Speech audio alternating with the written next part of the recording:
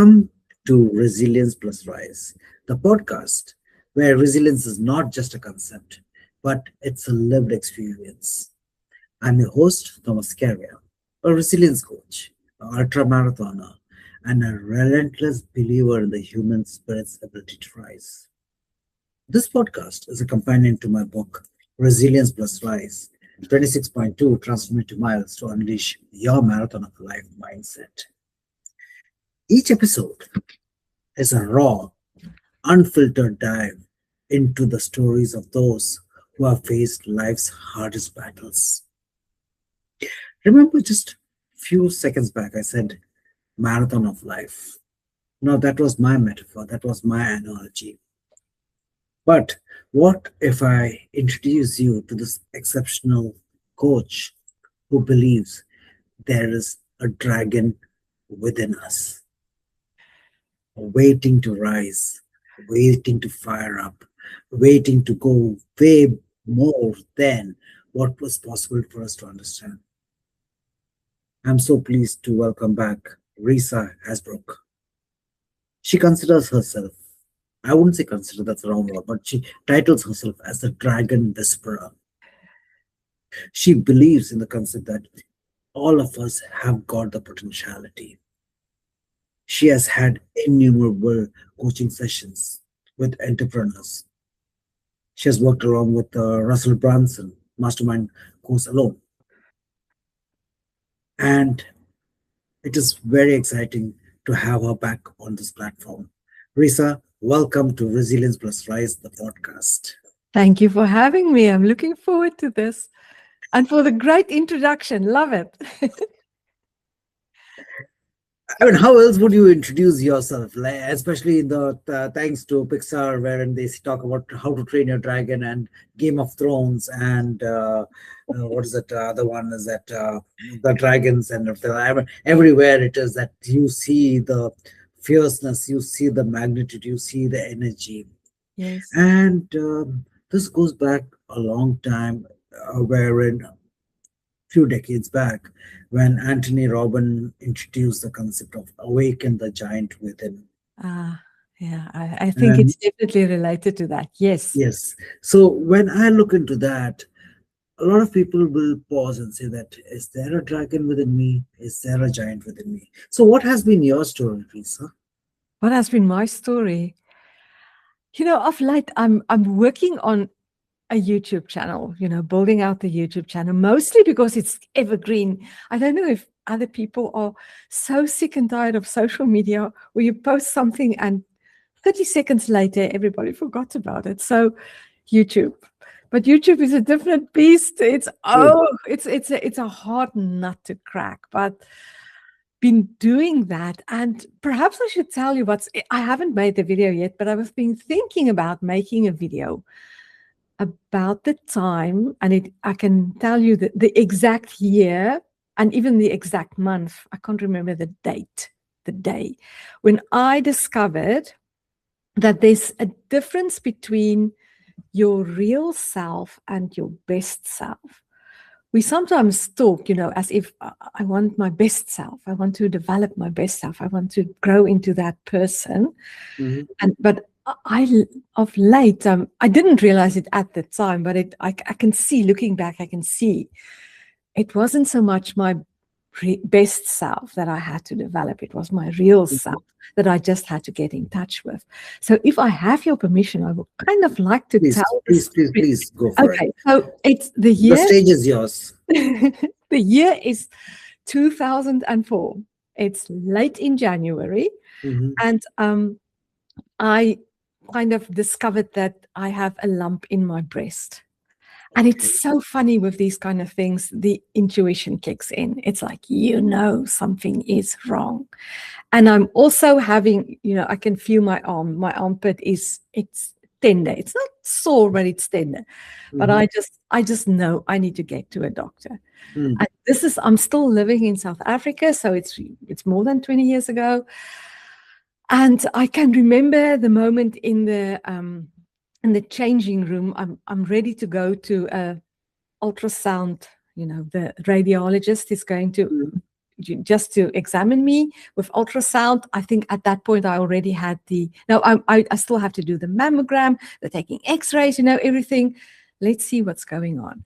And there was this notice in that changing room, in the style of hospitals, and I've seen that in America too, hospitals and doctors' offices. It's not the most aesthetically pleasing offices. It's almost, sometimes it's very messy. So they had this typed up little notice, and it's with sticky tape, and the sticky tape is bleeding. It's been there a long time, and it says, "Would you rather you lose a breast or your life?" And it was such a wake-up call, because at the time I had a 4-year-old daughter and a 6-year-old son. I had a lot to live for. I didn't want to leave my husband alone to raise those two precious kids. I was like, if something is wrong, and I'm almost sure something is wrong, I want to survive this. It's okay to lose a breast and save my life. So that was kind of the first wake-up call. And then half an hour later, the radiologist is like, I'm just laying there, like very passive. And he said, "Will you please look over here at the monitor?" And doctors, they have that tone of voice, expression on their faces. Okay, this is bad news. And so I turned, and he said, "I see something that I don't like. It doesn't look good. I would say I can see a tumor, and it's hard to see it, just on a screen, but you need to talk to a surgeon as soon as possible." Okay, and then just things started. It was one of the craziest days in my life.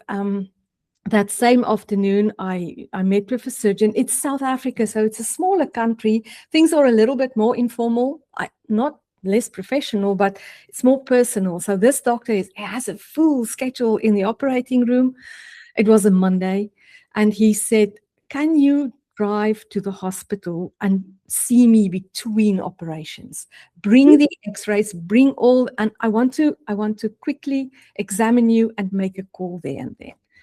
Okay, my husband I'm taking the rest of the day off. Let's do this. And then we drove to the hospital, and he examined me, and he said, "This doesn't look good. I need to get you operated on as soon as possible. I can't make a diagnosis. We will have to do take some cells." I forgot the word for a moment then. And it's like the story, things just started rolling. I would like to get you on the operating table within 48 hours. And the next day, his reception, he's taking all my contact details. The next day, his receptionist calls me, and she says, "We want you on the operating table this afternoon. Is it possible?" And that's when oh dear, they are worried. This is not good news. So within 24 hours, my life changed so much. And, 24 hours later, I was signing the forms, giving them permission to do a mastectomy if they found that it was malignant. And going into the operation, I knew, it's like something is off. So yes, actually it was stage 3 cancer. I had the mastectomy that afternoon. And now what's the rest? It's like, now it's chemotherapy, and then it's going to be radiotherapy. And yes, I would still call 2004 one of the, that my year from hell. But what was amazing is, I would describe it as being in the eye of the storm. I'm very religious a person. So I believe in God, and it's like Christian God, and he was like, almost like covering me with his presence. But it was as if I could live in the center where I wasn't afraid. I wasn't anxious. I was sad at times. I was very tired. I was nauseous, all the things that comes with treatment of cancer.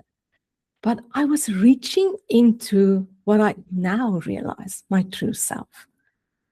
Going into a deeper place where, the chop at the surface, as I would describe it, the up and down going of feelings, I could drop into this deeper sense of, I want to survive this. I have a lot to live for. And I did. Yeah, after 22 years here, we are talking. That's for sure. Yes. Listen. But Risa, there's one, in fact, there are so many nuggets over here. One of the elements that I always say is that unfortunately, in this current last few decades, we have tuned to be more of the performing self and forgetting the real self, Yes. the power within. And when you mentioned about the vortex of the storm, the middle of the storm, during my podcast, time and again, I say our deepest of purpose comes from our deepest of wounds. It's when we see how deep the wound has been. And again, from the Christian theology, when you talk about how heavy the cross has been and realizing that, okay, you know what, somebody else also can carry it for me. I don't have to carry it by myself. That's Yes. when we become more stronger, I know. knowing that the grace is there and the cross is being carried also. Uh-huh. So let's move totally. Let's talk about Risa of now, who has become the dragon whisperer. Yeah. It's okay. So I always say in my world, we don't kill dragons. We tame them, we train them, and eventually we fly them. And that's the thing that you talked about at the beginning. It's like this potential we have in it. But just to link back to my, overcoming cancer story, it's like when we can drop into that deeper self and Mhm. navigate life from there. And if you have big dreams, like trying to build a business, negative emotions and negative experiences are going to come up. But if you can meet them from that deeper sense of self where things are calmer and you are more, I don't want to say in control. It's this beautiful word of you have perspective. You Mhm. can look at life, you can pull back and see the whole picture of Mhm. what is happening in your life. So that's basically, I'm skipping ahead to that's flying your dragon, is Okay. when you're not letting temporary feelings and the thoughts that created those feelings, when they don't derail you, when there's not as much static in the attic, Okay. you are showing up as your calm, grounded self. So, a question which comes up over here is that you would have in your course, and you're still doing that, as you would have come across many who there are times wherein people they know they have got the strength, but they refuse to take on that, show the strength because of anything. It could be life insecurities or uh, psychology or whatever it is. My question is that when you look at that, if you were to say around 3 to 5 elements that helps you what you're learning. Okay, I don't want to get into the trade secrets, but then basically, what are those elements? This is for the listeners who may be somewhere out in the world. They know that they have got the potentiality. But what would be the 3 to 5 elements that you could mention that they could allow to number one, see the dragon. The second thing is tame the dragon, train the dragon, and start soaring with the dragon. What are just 3 or 4 or 5 of them? Okay, so for me, it's always the big thing is the insight, is realizing how you are put together. Okay. And so when let's use my little process. It's like tame your dragon. And that's what you said. Can you see the dragon? The minute you can see these feelings, these intense, overwhelming feelings I'm having, I created them myself with my own thinking, because that's where feelings come from. You see something, you hear something, you interpret it, you make a story about it. That's thinking. And then that creates a sensation in your body that we call a feeling. I'm using feeling and emotion like Mm-hmm. synonym. Technically, it's not exactly the same thing, but just like for the sake of this conversation. And when you can see that, so that's almost the first thing. Usually, when you can do that, I don't know if you know how you. I'm from Africa, right? So how do you catch a baboon? They like to steal what do they call it? I would call it a mealie. What they call it in America? Corn. They would corn, like a corn cup. They would Yes, they would steal the that. paw in the bottle. Yes, and then they put their hands in the bottle and they won't let go of that thing, and Mm-hmm. then they can't get out.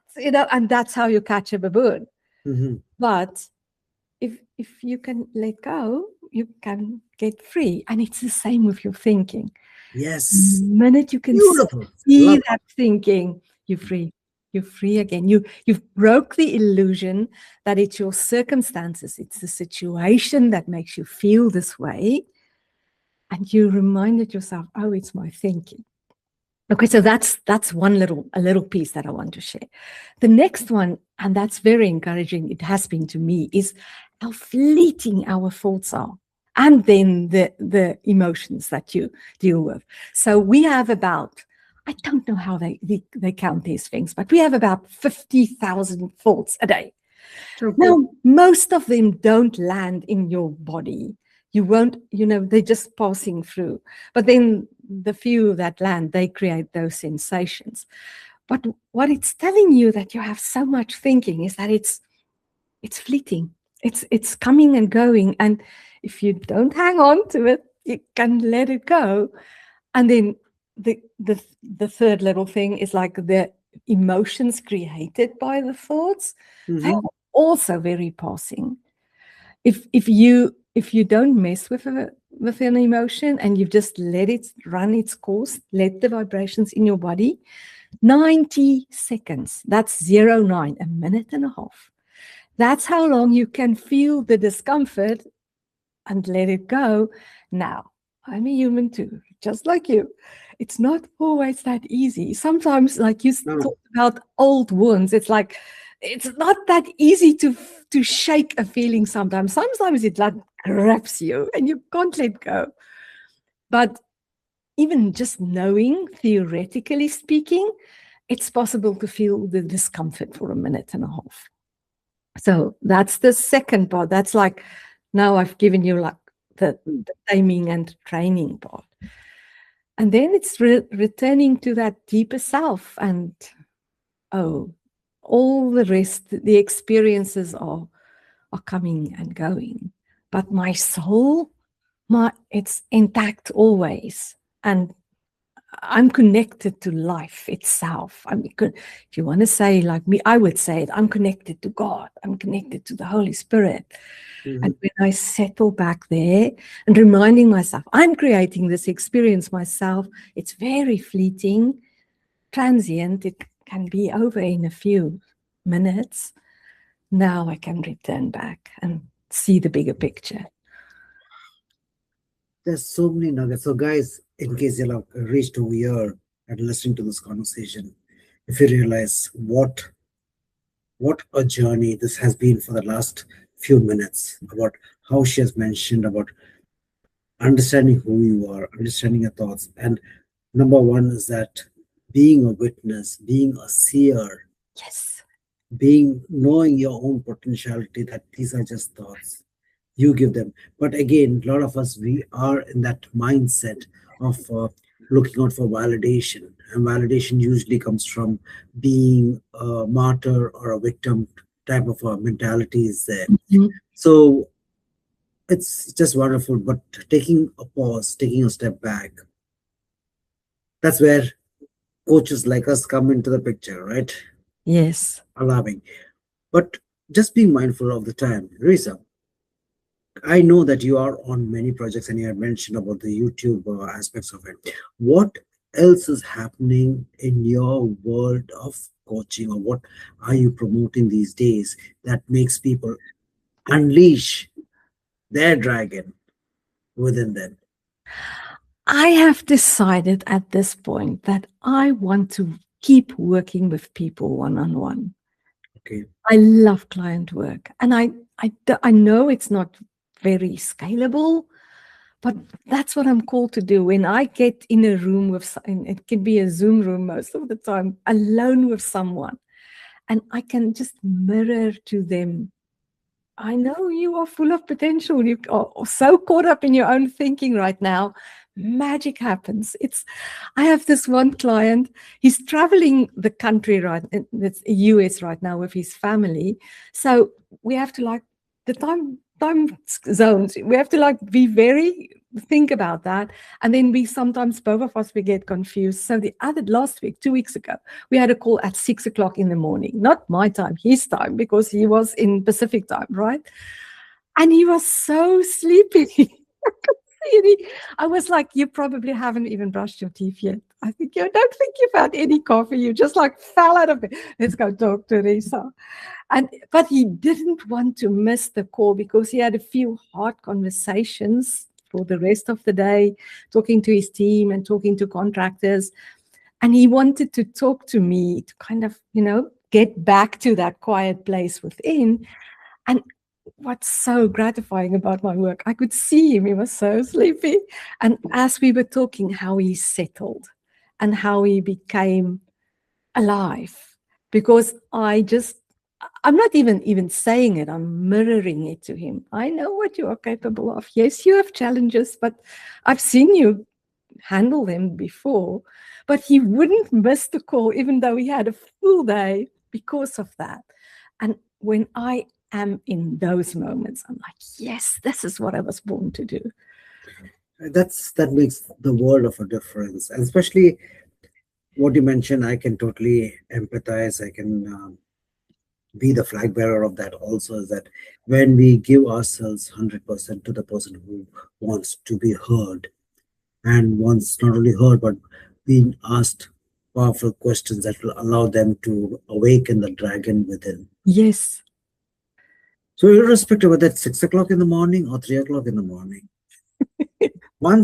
it's like the lion, once it puts its smell of the meat is there, it will go for it. Mm-hmm. So that's what's happening around. Just before we are leaving, Risa, if there is one thought or one statement or one para that comes to your mind and you want to give, I don't say it as an advice, but as a suggestion as a parting gift, what would that be? May it be a question? Sure. Okay, so I'm borrowing this from one of my mentors. It's not my question, but it's so powerful. I just want to use it over and over again. When was the last time you felt like you wish you could feel all of the time? Beautiful. And if people lean into that, it takes them straight to what that deeper self that I talked about. And then feel that feeling again. And let all the things going on the surface, the up and down of the emotions and the thinking, just let it settle. But that question I felt for me often opens the door back to myself. Can you repeat that question all over again? Okay. When was the last time you felt like you wished you could feel all of the time? Amazing. In fact, I used to say something similar, and I still say, when was the last time you did something for the first time? Oh, yes. Oh, that freshness. Okay, so Thomas, what is it for you? If you were to respond it, can we talk about your book? It's like it's a year. It's a year. And it's been doing so well. It's like that must feel great. It is gratifying. And again, from the sole purpose, if you're asking about what the purpose of the book was, it was, for me, was even if one person reads the book and takes just one page out of the book and says that I can change by one step in my life, in this marathon of life. And the comments I've got, the gratitude I've got, the thanks I've got is it's a blessing by itself.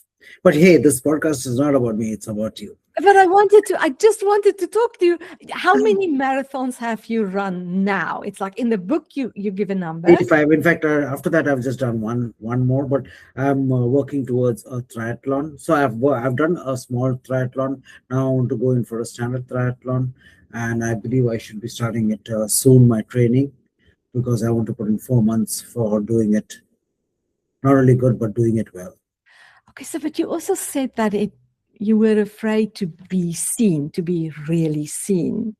It's been a year. What happened with that fear then? I don't. Maybe that was one of the. I don't say that I was afraid to be seen because I've always been an extrovert, Uh-huh. and this particular element of podcast, wherein I had the blessing of having more than 120 guests last year itself. An amazing guest. I've seen the list. You are one of them, of course. I'm very honored to be one of them. Some of those people are So, so amazing. it has been a very uplifting affair. So, Risa, I'll give you a simple example. You had this conversation with me, and I'll spend the next few time going through this conversation, finding out what is the real the thing. It's basically cut and paste per se, but then there'll be clips which I want to keep in my mind. And I'm getting the privilege of being the first in the road, listening and hearing to this whole thing. So for me, it is another set of blessing. Uh-huh. And anyway, with that, Risa, just being mindful of the time. This, though short, has been such a meaningful conversation. So, guys, Risa has got a link about to know how to take the dragon quiz. Where Yes. you standing there? And once you do that, there would be an invitation if you want to talk with her and find out where it happens. I will be putting the link down in the post. Have a look onto it. If you want to open up that inner recesses where your dragon is lying dormant or sleeping or wants to come out, this is such a time. Risa, thank you so very much for your space and time. Thank you so very much. And you have a great rest of the day and rest of the week. A pleasure as always. Thank you.